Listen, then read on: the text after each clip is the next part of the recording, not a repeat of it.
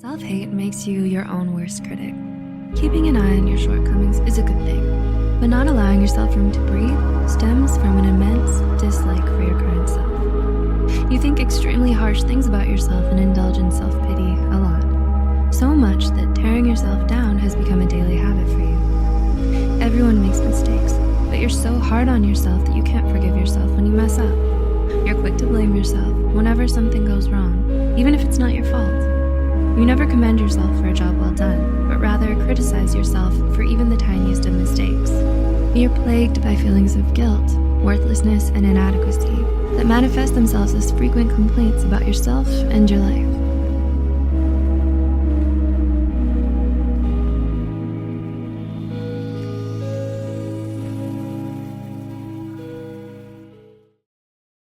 What is up, boys? Back with another losing trade recap. I'm not gonna lie, I am a little bit frustrated about today. I'll break down why in a second. However, it took 2 break-even trades and 1 losing trade.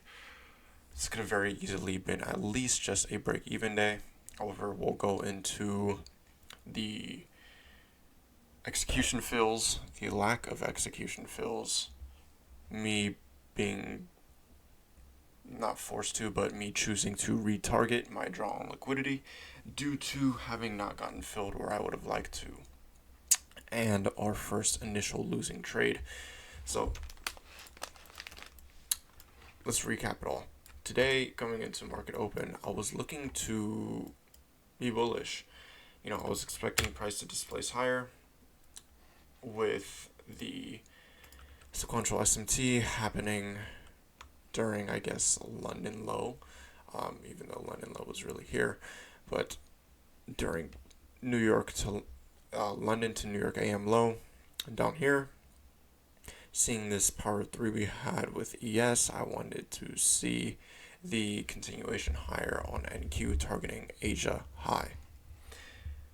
Was that right? Yeah, it was. Going into New York AM, we had clean displacement to the upside. That's when we took out Asia high. Once we took out Asia high, I began to potentially look for reversals to the downside. However, upon forming this clear accumulation going into macro and Q3, I was like, hey, I don't see a reason to be trading. I don't see a reason to be executing against this potential lower time frame power 3 we're forming. Oh my goodness. I'm sure price is going to take out that previous week high. But anyway, I don't see a reason for price to continue lower from here. We're trading within this bullish 15-minute PD rate, and we just formed a sequential SMT. I'm expecting price to actually continue higher from here. At minimum, targeting this low resistance liquidity we formed and that previous week high. During this time, I already had my limit set for shorts right here. Once we got filled, I immediately manually closed. I do not usually manually close unless I have strong conviction within a trade idea. And I had strong conviction within this trade idea. I wasn't willing to execute opposing to this lower time frame power of 3. So what I do, I close the trade and look to execute long upon the nearest retracement formed. My first long execution was here. I was looking to execute with 7 contracts at this 1 minute bullish PD array. We didn't end up getting filled, not until later, due to having already filled the 30-second. So we continued to the upside. That's when I adjusted my entry, looked to execute upon the CE of this inverse fair value gap right here, which was right here with SL at this low right here. Where was it?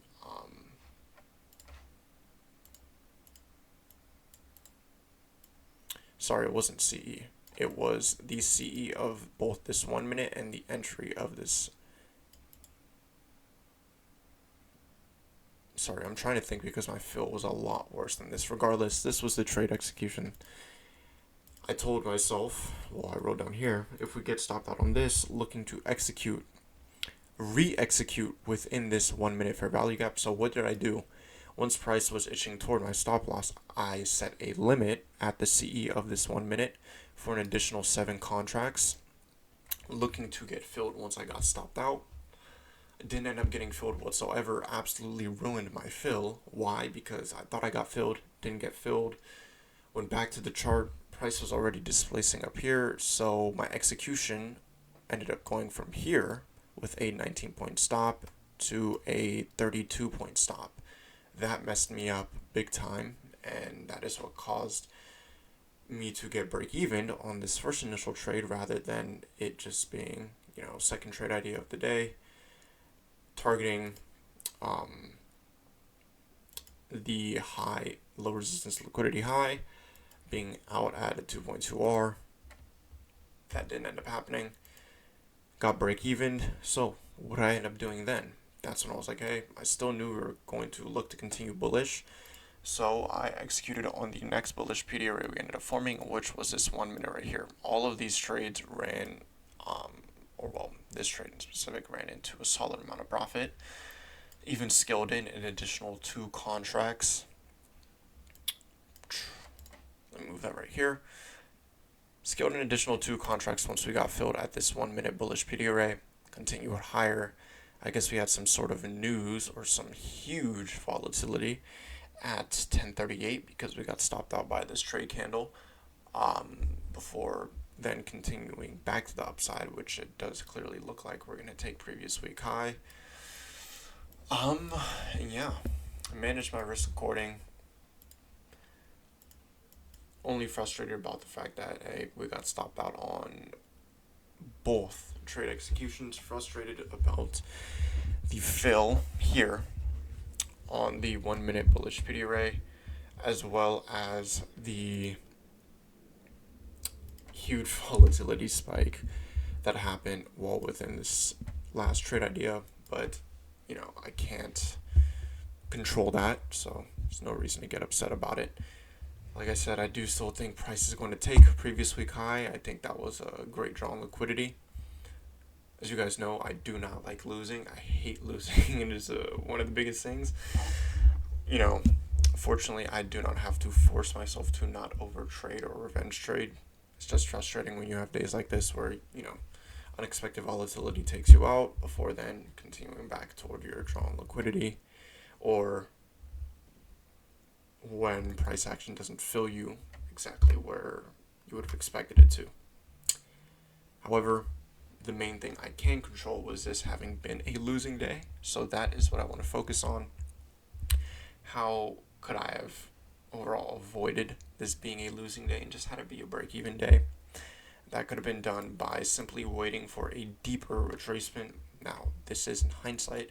If price would have continued to displace toward my drawn liquidity being previous week high, I would have not said anything, leaving this 30-second unmitigated and this 1 minute unmitigated, 30-second mitigated and 1 minute unmitigated right down here. I wouldn't have said anything. However, I think it's best for me to at least get a deeper retracement rather than mess up my daily P&L from executing with a lesser probability of a retracement, or worse fill, sorry. That's what I meant, not lesser probability of a retracement. But yeah, I hope you guys enjoyed today's trade recap. Gonna go journal this as per usual. Solid break-even trades.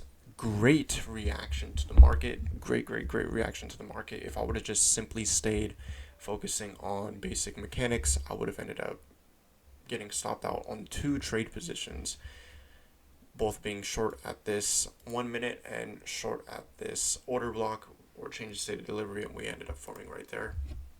Reacted well to the market, seeing that huge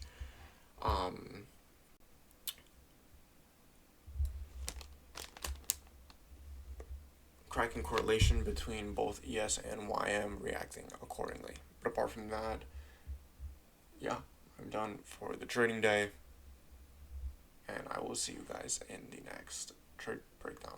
Peace.